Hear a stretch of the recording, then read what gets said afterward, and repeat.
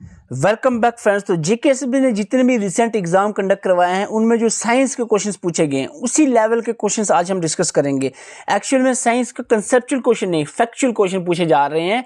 जो general science होती है ना, फैक्चुअल बेस्ड साइंस होती है, फैक्ट बेस्ड साइंस होती है, उससे क्वेश्चन पूछे जाते हैं। तो आज हम टॉप 30 क्वेश्चंस वही उसी के रिलेटेड हम देखने वाले हैं। जनरल साइंस के जो अपकमिंग एग्जाम्स के लिए बहुत इंपॉर्टेंट रह सकते हैं। किसी भी आप बात कर लें, अपकमिंग जो भी एग्जाम्स है ऑलमोस्ट सभी एग्जाम में साइंस से मेंशन है, तो वही आज हम डिस्कस करेंगे, एक्सप्लेनेशन के साथ क्वेश्चंस को देखेंगे। तो जो भी एस्पिरेंट हमारे से नए जुड़े उनको बता दें, जितने भी ये एग्जाम्स यहाँ पर मेंशन है, एसआई फाइनेंस, पटवारी, फॉरेस्टर, फीमेल सुपरवाइजर, नायब सिविल, इन सभी के आपको नोट्स अवेलेबल हो जाएंगे। ये व्हाट्सएप नंबर दिए, इस पर आप कॉन्टैक्ट कर सकते हो। नोट्स के साथ साथ जो भी एमसीक्यूज़ हैं पीडीएफ की फॉर्म में वो भी आपको अवेलेबल करवा दिए जाए। अगर आप अलग से एमसीक्यूज़ प्रैक्टिस करना चाह रहे हैं, मॉक टेस्ट प्रैक्टिस करना चाह रहे हो, तो वो आपको मैं यहाँ पर बता दूँ। अभी तक हमारे जो ऐप पे 3 या एसआई फाइनेंस, पटवारी और फीमेल सुपरवाइजर, ये तीनों के मॉक टेस्ट सीरीज भी लॉन्च हो चुकी है, स्टार्ट हो चुकी है। आप मॉक टेस्ट भी ज्वाइन कर सकते हैं। ऐसे finance, Patwari and female supervisor, इनके आपको मॉक टेस्ट अवेलेबल हो जाएंगे। और नोट्स की जहाँ तक बात करें, जितने भी आपको यहाँ पर एग्जाम मेंशन हो रहे हैं, यहाँ पर सब के लिए आपको नोट्स अवेलेबल हैं। ये व्हाट्सएप नंबर पर कॉन्टैक्ट कर सकते हो। तो सबसे पहला क्वेश्चन यहाँ पर रहने वाला आज के सेशन का, electric bulb filament is made up of. मैं वही क्वेश्चंस बात करूंगा जो आजकल के जेकेएसएसबी के एग्जाम में पूछे जा रहे हैं। तो इस तरह के क्वेश्चंस पूछे जा रहे हैं। इलेक्ट्रिक जो बल्ब होता है उसकी फिलामेंट में टंगस्टन एलिमेंट होता है, ये क्वेश्चंस पूछे जाते हैं। इसी तरह की हम बात करेंगे। और non metal that remains liquid at room temperature, non metal जो लिक्विड होता है रूम टेम्परेचर में, यहाँ पर ये क्वेश्चन का आंसर क्या रहेगा, जल्दी से आंसर करें। तो इसका आंसर रहेगा ब्रोमीन जो है ये non metal that is liquid at room temperature. और इसका एक पॉइंट याद रखना साथ में, मरकरी ये मेटल होता है जो liquid at room temperature. Okay, non metal पूछा गया ब्रोमीन, और मेटल जो लिक्विड होता है एट रूम टेम्परेचर वो होता है कौन सा, मरकरी। आगे बढ़ते हैं। क्वेश्चन नंबर 3 आपके सामने है। Which of the following is used in the pencil. Pencil में कौन सा एलिमेंट यूज किया जाता है? पेंसिल में यूज होता है ग्रेफाइट। ग्रेफाइट यूज किया जाता है पेंसिल में।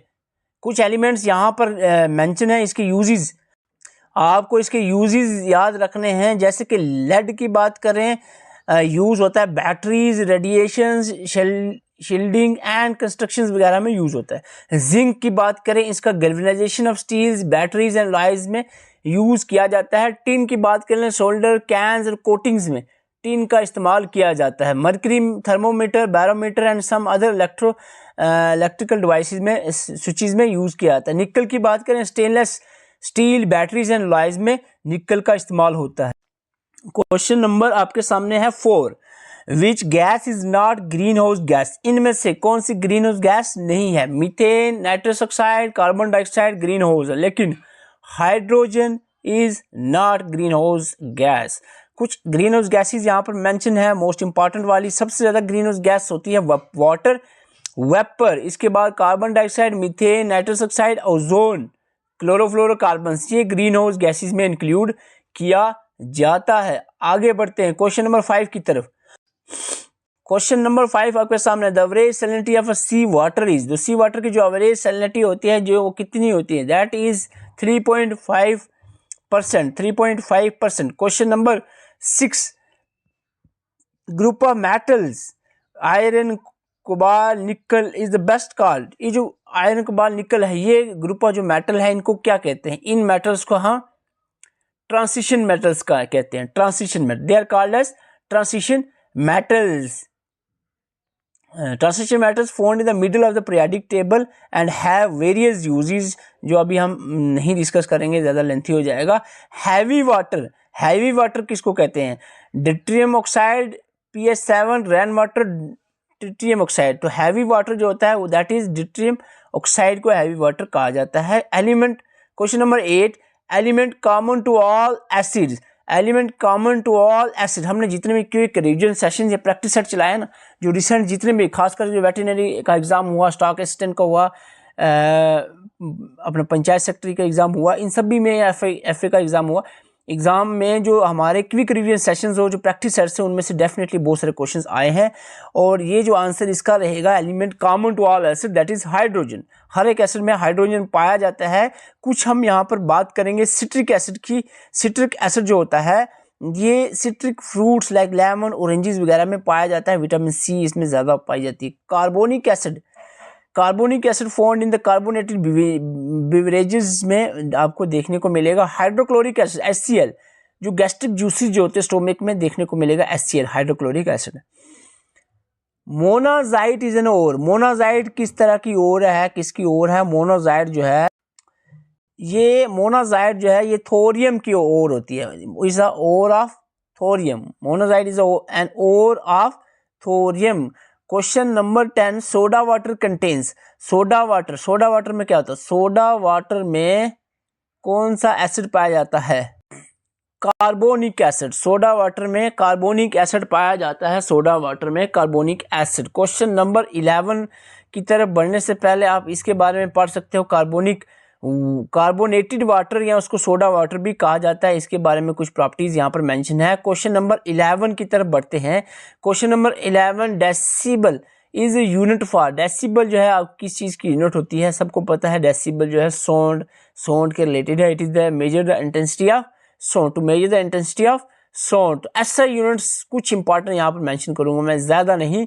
ऐसा यूनिट इंपॉर्टेंट वाली, मीटर जो है ऐसा यूनिट है लेंथ की, ग्राम ऐसा यूनिट है मास की, सेकंड ऐसा यूनिट है टाइम की, केल्विन ऐसा यूनिट है टेम्परेचर की, कैंडेला ऐसा यूनिट है यूनिट ऑफ ल्यूमिनस इंटेंसिटी की, एम्पेयर जो है, प्रोनाउंसिएशन के लिए माफ़ी चाहता हूँ। बहुत सारे एस्पिरेंट कमेंट कर देते हैं, कमेंट नहीं करना चाहिए। ऑलरेडी मैं बता चुका हूँ, थोड़ी टंग प्रॉब्लम की वजह से प्रोनाउंस अच्छे से वर्ड नहीं हो पा रहे। एम्पेयर की बात करें, unit of electric current measure करता है। मोल की बात करें, अमाउंट ऑफ सब्सटेंस। न्यूटन ऐसा यूनिट है फोर्स की, जूल ऐसे यूनिट है एनर्जी की, वाट ऐसे यूनिट है पावर की, वोल्ट ऐसे यूनिट है इलेक्ट्रिक पोटेंशियल की, ओम ऐसे यूनिट है इलेक्ट्रिक रेसिस्टेंस की।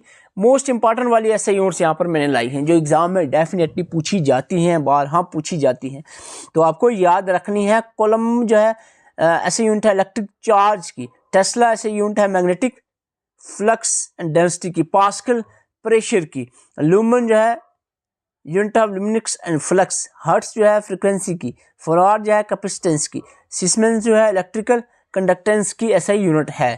टेस्ला जो है ये ऐसा यूनिट है मैग्नेटिक फ्लक्स डेंसिटी की। तो होपफुली जो ऐसा यूनिट्स आपको यहाँ पर मैंने बताई ये आपके एग्जाम के लिए इंपॉर्टेंट हो सकती हैं और ये आपको याद रखनी है। मोस्ट इंपॉर्टेंट वाली ही हमने यहाँ पर सिर्फ कवर की है, ऐसा यूनिट जो एग्जाम में आपको पूछी जा सकती है। क्वेश्चन नंबर 12 जो अभी आपको बताया, किलोवाट। वाट या किलोवाट ऐसा यूनिट किसकी होती है? जल्दी से बताएं। वाट या किलोवाट ऐसा यूनिट किसकी होती है? ये होती है पावर की ऐसा यूनिट होती है वाट या किलोवाट। आगे बढ़ते हैं, यहाँ पर थोड़ा सा और मेंशन किया है कुछ आपको, ये शायद मैंने कवर कर दिया, डबल हो गया है, तो इसको आप रीड आउट फिर से कर सकते हो ताकि आपको चीज़ें अच्छे से याद रहें। आगे बढ़ते हैं क्वेश्चन नंबर 13 की तरफ। क्वेश्चन नंबर 13 आपके सामने है। Which of the following used as a moderator in nuclear reactor. Nuclear reactor में मॉडरेटर की तरह यूज होता है कौन सा यहाँ पर element?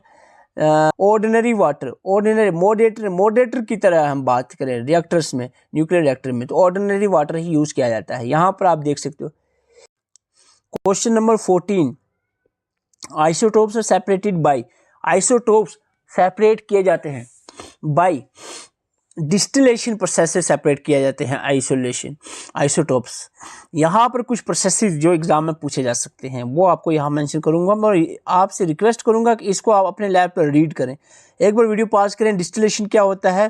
Filtration, chromatography, centrifugation, evaporation, ये जो प्रोसेसेस हैं या आपको एग्ज़ाम में पूछे जाते हैं बहुत बार, तो इसको आप ज़रूर एक बार रीड करें। यहाँ पर मैं वीडियो रोकता हूँ, आप जो है इसको ज़रूर रीड आउट करें।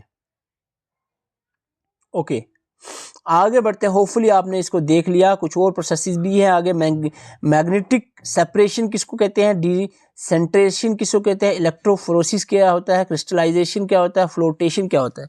ये प्रोसेसेस जो है एग्जाम में पूछे जाते हैं।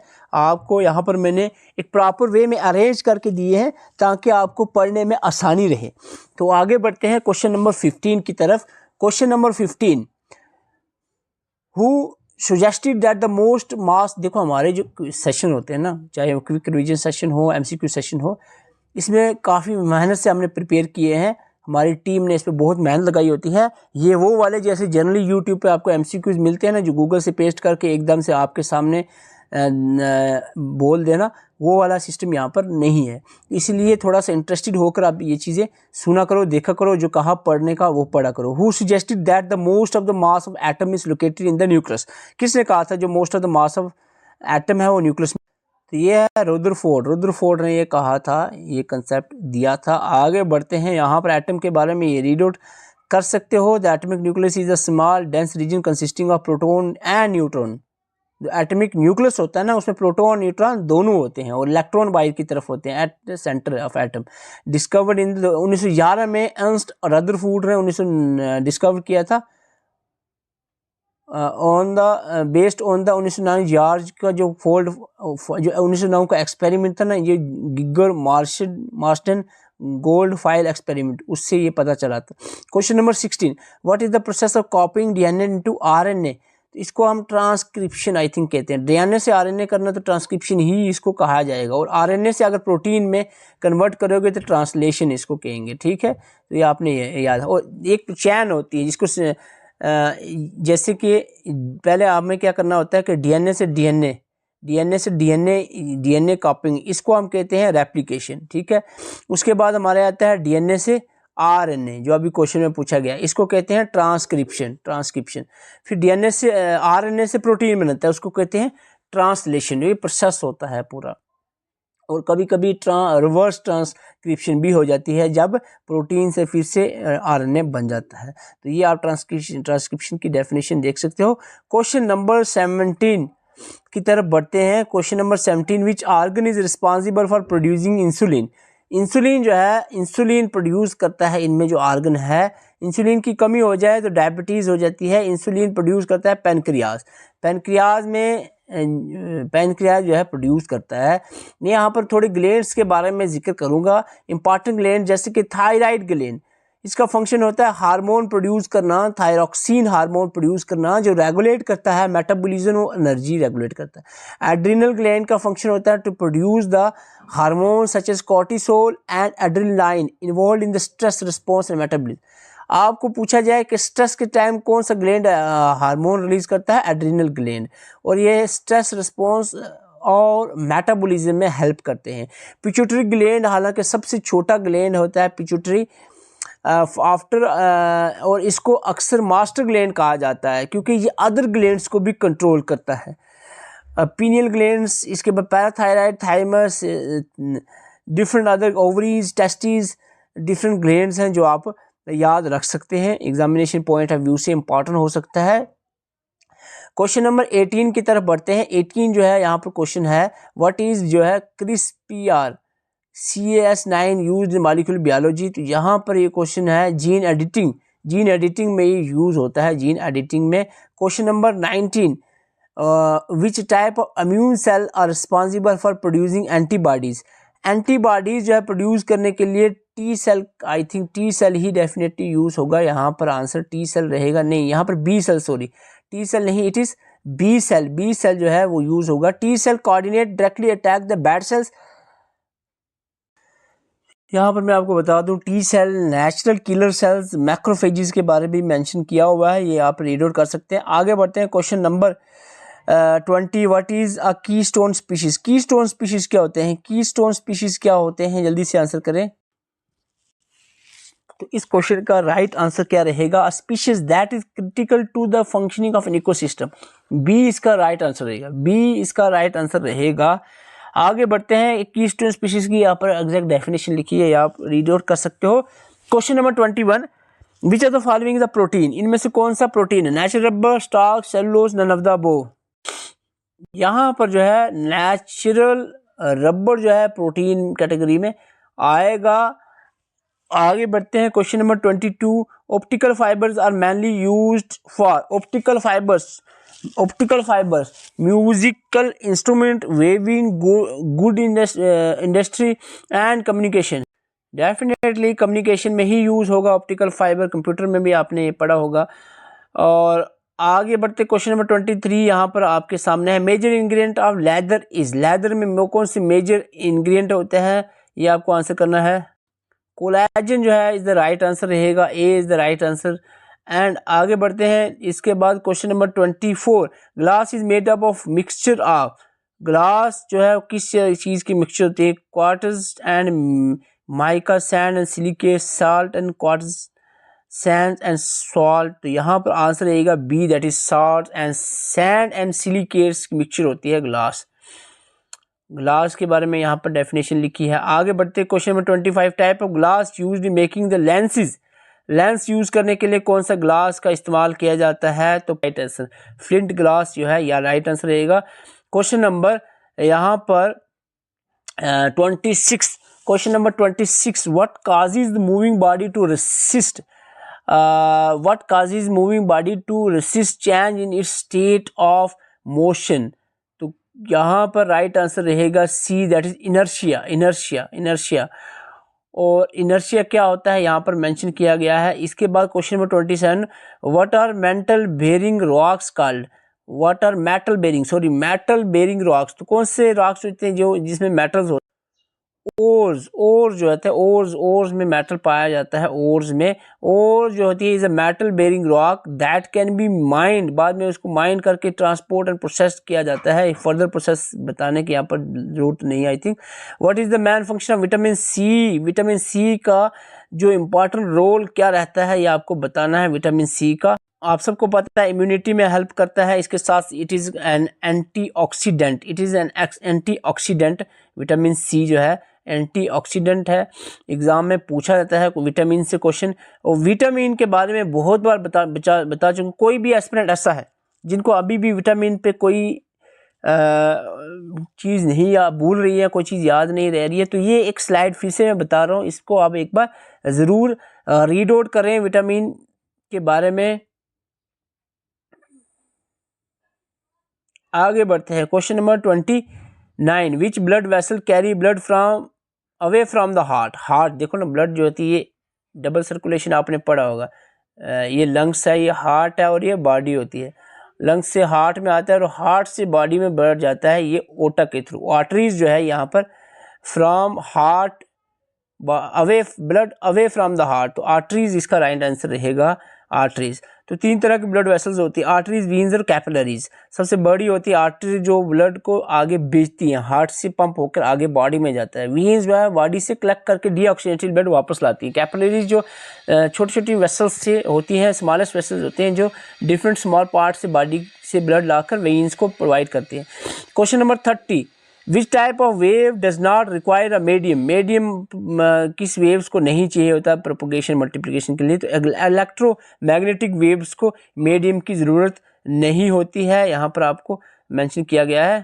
आज के 30 क्वेश्चन में से आपके कितने करेक्ट हुए कमेंट करके ज़रूर बताएं। और अगर आप एग्ज़ाम ओरिएंटेड नोट्स चाहते हैं तो ये सभी एग्ज़ाम जैसे फाइनेंस, पटवारी, फॉरेस्टर, फीमेल सुपरवाइजर, नायब तहसीलदार, इन सभी के आपको नोट्स अवेलेबल हो जाएंगे। व्हाट्सएप नंबर दिया है, इस पर कॉन्टैक्ट कर सकते हो। चैनल पर नए चैनल को सब्सक्राइब कर सकते हैं। Thank you for watching.